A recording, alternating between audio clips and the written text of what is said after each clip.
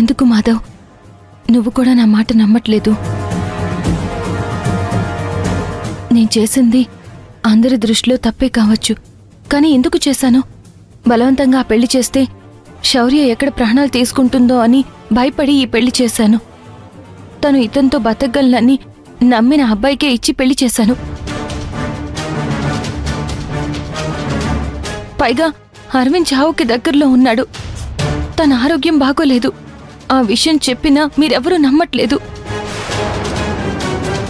వచ్చిన జ్యోతిష్యుడు, డాక్టరు అందరూ అబద్ధమే చెప్పారు. అలాంటి వ్యక్తికి ఇచ్చి పెళ్లి చేస్తే శౌర్య జీవితం ఏమైపోతుంది? ఇవన్నీ ఆలోచించి ఈ పెళ్లి చేశాను. కనీసం నువ్వైనా అర్థం చేసుకో మాధవ్. భూమి ముందు తను చచ్చిపోతుందన్నావు, తర్వాత అరవింద్ చచ్చిపోతాడన్నావు, చివరికి నువ్వంటున్నట్టుగా సిద్ధార్థికిచ్చే పెళ్లి చేశావు. ఇంకా నేనేం అర్థం చేసుకోవాలి? నువ్వు చేసిన పని నీకు మంచిగా అనిపిస్తుందేమో, మాకు కాదు. ఒక్కగానొక్క చెల్లెలి పెళ్లి పీటల మీద ఆగిపోయింది. అన్నల్ని కాదని ఎవన్నో చేస్తుందని ఊరంతా అనుకున్నారు. పందిట్లోనే మా పరువు పోయింది. అందరి ముందు మా అన్నయ్య తల ఉంచుకునే పరిస్థితి వచ్చింది. ఇన్ని చేసి నిన్ను ఏం అర్థం చేసుకోమంటావు? అది కాదు మాధవ్, నేను ఏం చేసినా మన కుటుంబం కోసమే చేశాను. మన ఇంటి నుంచి వెళ్ళిన ఆడపిల్ల ఎక్కడున్నా సుఖంగా సంతోషంగా ఉండాలని ఇదంతా చేశాను. వద్దు భూమి,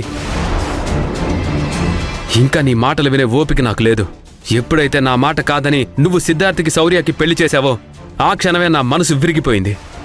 నీ మొహం కూడా చూడ్డం నాకు ఇష్టం లేదు. మాధవ్, ఏం మాట్లాడుతున్నావు?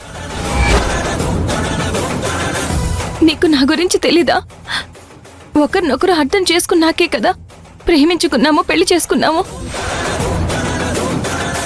శౌర్య విషయంలో చాలా తేలికగా ప్రేమని మర్చిపోతుంది, తను ప్రేమించడానికి వీల్లేదు అని మాట్లాడుతున్నావే.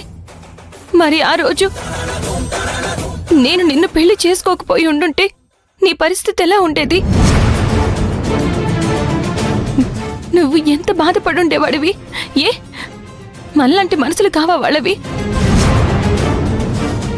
కాసేపు కనిపించకుండా పోతేనే బాధపడేవాడివి. మరి వాళ్ళిద్దరినీ జీవితాంతం దూరం చేయాలన్న ఆలోచన నీకెలా వచ్చింది? మనకో న్యాయం, వాళ్ళకొక న్యాయమా? మన పెళ్లి జరగకపోయి ఉంటే నువ్వు ఎలా ఫీల్ అయ్యేవాడివో నాకు తెలీదు. నేనైతే ఖచ్చితంగా ప్రాణాలు తీసుకునేదాన్ని. ఆ ప్రేమ విలువ తెలిసిందాన్ని కాబట్టి, ఆడపిల్ల మనసుని తెలిసిందాన్ని కాబట్టి శౌర్యకి పెళ్లి చేశాను. చెయ్యాల్సిందంతా చేసి ఇప్పుడొచ్చి మాటలు చెప్తున్నావెందుకు? వద్దు, నువ్వింక నాకేం చెప్పొద్దు. అసలు నాతో మాట్లాడొద్దు. వదిలే భూమి. వదిలే అంటే ఏం వదిలేయాలి? నిన్ను వదిలేయాలా? నేనెవరు పెళ్లి చేశాను మాధవ?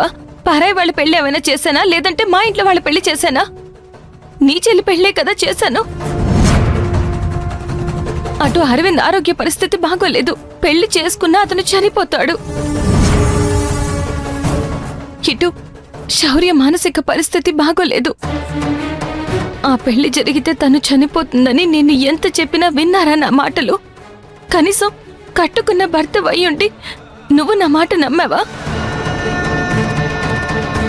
ఇప్పుడు నేను చేసిందేదో తప్పు అన్నట్టు అందరూ మాట్లాడుతున్నారు. తప్పే. మా అన్నయ్య తల ఉంచుకునే పరిస్థితి తీసుకొచ్చిన తర్వాత, ఇంటి పరువు పెళ్లి పందిట్లోనే తీసేసిన తర్వాత ఇంకా నీతో మాట్లాంటి? శౌర్య మెడలో సిద్ధార్థ్ అనేవాడు ఎప్పుడైతే తాళి కట్టాడో ఆ నిమిషంలోనే మా మనసులకు నువ్వు దూరంగా వెళ్ళిపోయావు భూమి. నువ్వెన్ని చెప్పినా నేను వినను, వినలేను కూడా.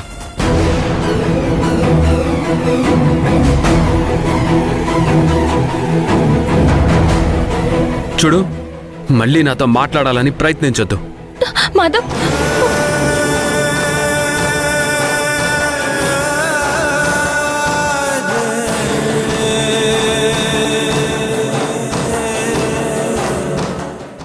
వదినా, మా వల్లే కదా నువ్వు అందరి ముందు చెడ్డదానివయ్యావు.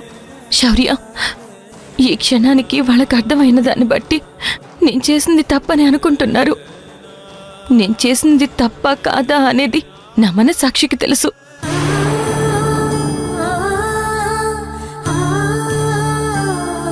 కొద్ది రోజుల తర్వాత వాళ్ళకు కూడా తెలుస్తుంది. కాకపోతే ఇంట్లో వాళ్ళందరికీ దూరం అయిపోయాను. అదే అదే బాధగా ఉంది. పర్వాలేదు, కొద్ది రోజులు పోతే అవే సర్దుకుంటాయి. సరే అండి, ఇప్పుడు మనం ఎక్కడికి వెళ్దాం? ఎక్కడికి వెళ్లాల్సిన అవసరం లేదు, ఇక్కడే ఉందాం.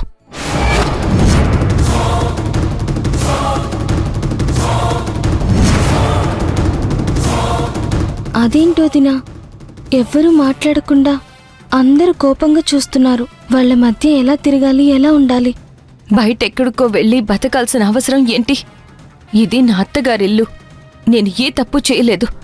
అలాంటప్పుడు తప్పు చేసిన దానిలాగా బయటికి వెళ్ళి బతకాల్సిన కర్మేంటి? ఇక్కడే ఉందాం. ఎందుకండి ఇలా వాళ్ళు మిమ్మల్ని ఏదో ఒకటి అంటూనే ఉంటారు. మా వల్ల మీరు వాళ్ళకింకా చెడు అవుతూనే ఉంటారు. ఏదో ఒక ఇల్లు చూసుకొని బయటికి వెళ్ళిపోదామండి. లేదులే సిద్ధార్థ్, అటు మీ కుటుంబానికి ఇటు మా కుటుంబానికి ఈ పెళ్లి చేసుకోవడం తప్పు అన్న ఆలోచన పోవాలి. మీ ఇద్దరి ప్రేమని అర్థం చేసుకోవాలి. ఆ అరవింద్ కుటుంబం మమ్మల్ని మోసం చేయాలని చూసింది అని తెలుసుకోవాలి. అది జరిగే వరకు నాతో పాటు మీరు ఇక్కడే ఉండాలి. సరే అండి, మీరు తప్పు చేయలేదు, మేము తప్పు చేయలేదు. ఆ విషయం మా అమ్మకి అర్థమయ్యేలా చేస్తాను. శౌర్యాని అక్కడికి ఇక్కడికి కాదు, గౌరవంగా మా ఇంటికి నా భార్యగా తీసుకెళ్తాను. అందుకు మా అమ్మని నాన్నని ఒప్పిస్తాను. కొత్తగా పెళ్ళయింది. వాళ్ళందరి గురించి ఆలోచించడం కాదు, ముందు నీ భార్య గురించి ఆలోచించుకో. తనని బాగా చూసుకో. నేనింతమందిని కాదని మీ పెళ్లి చేసినందుకు మీ నుంచి నేను కోరుకునేది అదొక్కటే. నా ప్రాణంలో చూసుకుంటా అండి. శౌర్యకి ఏ చిన్న కష్టం కూడా రానివ్వను. ఆ నమ్మకం నాకుంది కాబట్టి మీ ఇద్దరికి పెళ్లి చేశాను. హ్మ్. వెళ్దాం పదండి. హ్మ్. పద.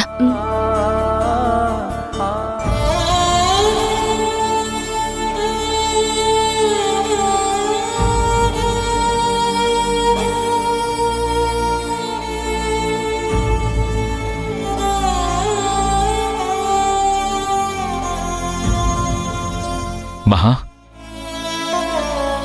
ఏమైంది? ఎందుకలా ఉన్నావు? మీకు తెలియని విషయం కాదు కదండి. ఏంటి మహా, ఎప్పుడు లేనిది ఎందుకలా ఆవేశపడ్డావు? భూమి తప్పు ఏముంది చెప్పు.